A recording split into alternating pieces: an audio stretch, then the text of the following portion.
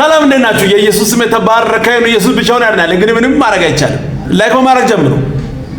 አረ የነና ወርሰሙ የአብዛኛው የፕሮቴስታንት ዝማሬው ስታይ ከፍተኛ የስነ ምግባር ግድፈት አለበት። አብዛኛው ሰባኪና ዘማሪ አግብቶ ፈት 3-4 ሚስት ያለው እንደዚህ አይነት ጠጥቶ የሚመጣ ሰክሮ የሚመጣ ጫት ቅሞ የሚዘፍን ቢራ ጠጥቶ እንትን የሚል ነው በየሚዲያው የሚለቀቀው።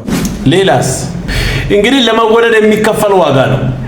በክፉ አትዩ። በዚህ እድሜ መክሮ መመለስ ማስተማር እየተቻለ እንደዚህ በሌሎች ዘንድ ሊወደድ ብሎ ዋጋ መክፈል እንደዚህ ማሽቃበጥ ግን ከባድ ነው።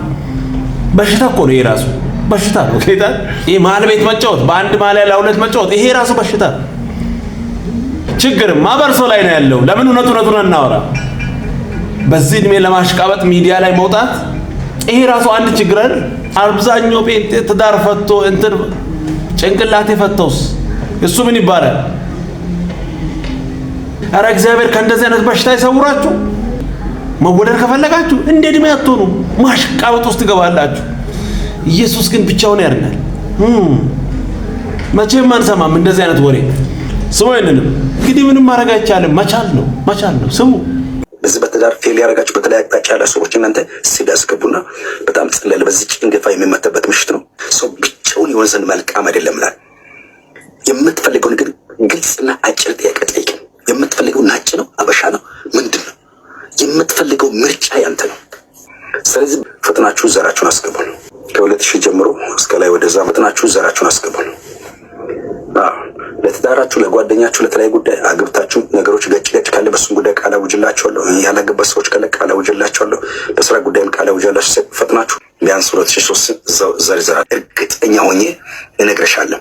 ሩቅ ይሁን እስራኤል ይኑር፣ ጀርመን ይኑር፣ አሜሪካ ይኑር፣ አውስትራሊያ ይኑር፣ እዚህ አዲስ አበባ ይሁን፣ ሌላ ምድር ይሁን አይ ዶንት ካር፣ ቻይና ራሱ ይኑር፣ ከምትፈልገው ነገሮች ጋር ትሰካካለን። ቀጥታ አንድ ባንድ ስለምጸልይ ዘራችሁን አስገቡና አንድ ባንድ ስለምጸልይ ዘራችሁን አስገቡ።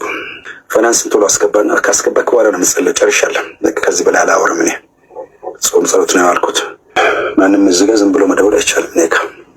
እኔ ጋር ያለው ህጉ እንደዛ ነው። ስድ አስገብተህ ነው ከ2000 ጀምሮ እስከ ላይ ወደዛ ማለት ማስገባት ትችላላችሁ። ቀጥታ አንድ ባንድ ስለምጸልይ ዘራችሁን አስገቡና አንድ ባንድ ስለምጸልይ ዘራችሁን አስገቡ።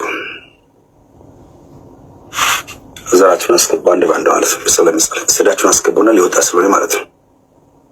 ጸሎት ላይ ስለሆነ ጎሮሮ የራሱ ሲያውጅ ጸሎት ላይ በዚህ እኔ አንድ ነገር ነው የምፈልገው። በእውነት እንዲስናገር ዘር ብላችሁ ያስገባችሁ ሰዎች ይሄ ሰውዬ ቢዝነስ እየሰራ ነው። እኔ ከሱ ጋር ምንም ችግር የለም። ይስራ፣ ጥሩ ነው። ሞኝ ካለ ይውሰድ፣ ችግር የለም። ነገር ግን እንዲህ አስፈራርቶ ሲናገር ከቻይና ከአሜሪካ ዳውንሎድ አድርጌ አመጣለሁ ስል እውነት ነው ብላችሁ ብር ያስገባችሁ ሰዎች በእውነት ለእናንተ አጭር ምክር፣ አንደኛ ላልተወሰነ ጊዜ ተንበርክካችሁ በእግዚአብሔር ፊት መጸለይ አለባችሁ። ችግር ውስጥ ነው ያላችሁ። ሁለተኛ ምናልባት አልተቻለም ይሄም አልሆነም ካላችሁ ቀስ ብላችሁ ወደ አማኑኤል ሂዱ። እንደዚህ እየተወራ ብር የሚሰጥ ሰው ጤነኛ አይሰጥም፣ በእውነት አይሰጥም። ዘር ሳታስገባ እኔ ጋር አትመጣም። ምንድነው ዘር ደግሞ? ዘር ምንድነው ዘር? እሺ ከዛስ ከ2000 ጀምሮ ተው እየሰራ ነው። እኛ ነን እንጂ እንደዚህም ተብሎ ይባላል። እንግዲህ ኢየሱስ ብቻውን ያድናል። ከሐሰተኞች ተጠንቀቁ። ስማይልንም አዳም ሔዋን ሲያገኛት ልጅ አገረድ አልነበረችም ብለሽ ነው የምታስበው? ይሆናል እንደዛ አይነት ነገር ሊኖረው ይችላል። ምክንያቱም ቃየል የተወለደው ከዲመን ነው የሚል እኔ ብቻ እኮ አይደለም ይሄንን ማስበው ሶፊ። ይሄ አስተሳሰብ እኮ ሰፊ ነው። ኢቨን እሱ ብቻ አይደለም መጽሐፍ ቅዱስ ላይ የምታገኛቸው በኩር ልጆች በአጠቃላይ ከዲመን እንደተወለዱ የሚያስቡ አሉ። እኔ እና ሐሳብ ጋራለው ነው ባይ ማይሰልፍ ኦኬ።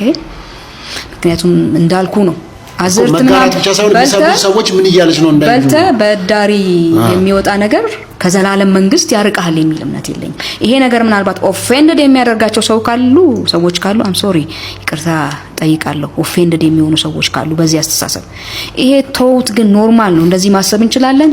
ችግር ካለው ደግሞ አዘኝ እንደው ዘዴ እንገናኝለን እዛው እኮ። ግን ታዲያ አሁን ቃየል የእባቡ ልጅ ነው ስትይ ወይም ደግሞ እንግዲህ ሔዋን ከእባቡ ጋር ተኝታለች ብላሽ ነው የምታምኘው። በምንድን ነው ሰውና እንስሳ እንዴት አድርገው ነው አብረው ሊተኙ የሚችሉት? እንግዲህ መላእክትና ሰው እንደ ተቀላቀሉ ይናገራል መጽሐፍ ቅዱስ። እሺ በዛ ወይ ሊሆን ይችላል ብዬ ጠረጥራለሁ። ስቲል ከምን ምንድነው መነሻሽ ያንን ለመጠርጠር? ያንን ለመጠርጠር የእግዚአብሔርን ግዙፍነት፣ እግዚአብሔር ትልቅ መሆኑ፣ እግዚአብሔር ነገሮችን የሚያይበትን ወይ አልመጥንልሽ አለኝ ሙሴ የገለጸለበት ወይ ማለት ነው። ሙሴ ሲገልጸው በለስ በላች ከዛ ተባረረች ይላል። how on earth እግዚአብሔር እዛ እንዳለ ፈጠረ አይደለም? ከፈጠረ በኋላ እንዳትበሉ ብሎ የሆነ ዛፍ ለይቶ፣ ዛፍ ምን ያደርጋል? ዛፍ ምን ሊያደርግ ይችላል? እስኪ እኔ አንተ ልጠይቅ። እኛ አልበላን፣ በለስ ይሁን ቁልቋል ይሁን ድንቹን አናቅም፣ እየበላን አይደል? እሱ ነገር ጄኔቲካሊ እኛ ማንነት ውስጥ የፈጠረው ችግር አለ። ትበላለህ በኤክስክራቶሪ ሲስተም አስባለሁ። ደግሞ በኮንፊደንስ ነው የምታወራው። አስባለሁ እንደዛ ብዬ እጠራጠራለሁ። ወንድማችን ደግሞ እንደዚህ አይነት ሰዎች ከየት ነው ግን የምታገኘው? ኢየሱስ እንግዲህ ይሄንን የማይረባ ነገር ማቅረብ አልነበረብኝም። ነገር ግን እንድታውቁ ነው። ጊዜ መፍጀት ነው፣ ትርጉም የለውም። ግን ቢሆንም አንዳንዴ ማወቅ አለብን። ኢየሱስ ያድናል። ካበዱ አይቀር እንደዚህ ነው። ስሞይልንም አሮጊቶች ጀነት አይገቡም፣ እንዲሁም ሽማግሌዎች ጀነት አይገቡም።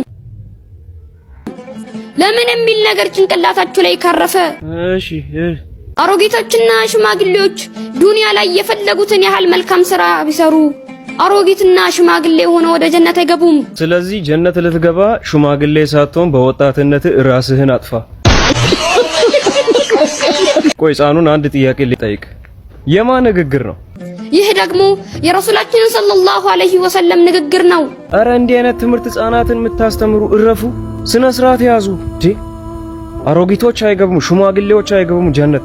ዮሐንስ ራእይ ምዕራፍ 22 ከቁጥር 7 ላይ እንዲህ ይላል፣ እነሆ በቶሎ እመጣለሁ፣ ለእያንዳንዱም እንደየሥራው መጠን ከፍል ዘንድ ዋጋዬ ከኔ ጋር አለ ይላል። ይህን ትምህርት የምታስተምሩ ሰዎች ዋጋችሁን ትቀበላላችሁ። ሽማግሌዎች አይገቡም። ድሮስ የኛ ኢየሱስ የተባረከ እሱ በሌለበት ስለ ሰማይ እርግጠኛ ልትሆን አትችልም። በደሙ በኩል ነው፣ በቃ አለቀ። ሌላ ሁሉ መንከራተት ነው። እንትና ይገባል አይገባም። ክብር ለኢየሱስ ይሁን። እኛ ገብተናል። በልጁ ያመነ የዘላለም ሕይወት አለ፣ አለቀ። ክብር ለኢየሱስ ይሁን። ሰውየን አንድ ጠጅ ቤት በረንዳ ረጅም ጊዜ ያደርኩበት የተኛሁበት ጊዜ አለ።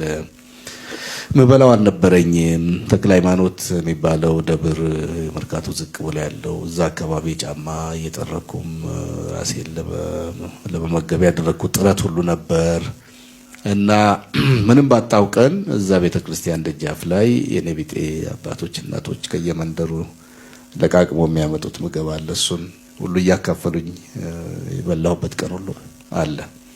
እንዲህ ካለ በጣም ከወረደ ህይወት ነው እንግዲህ ጌታ ያው መንፈሳዊው ነገር ያው ዋናው ነው።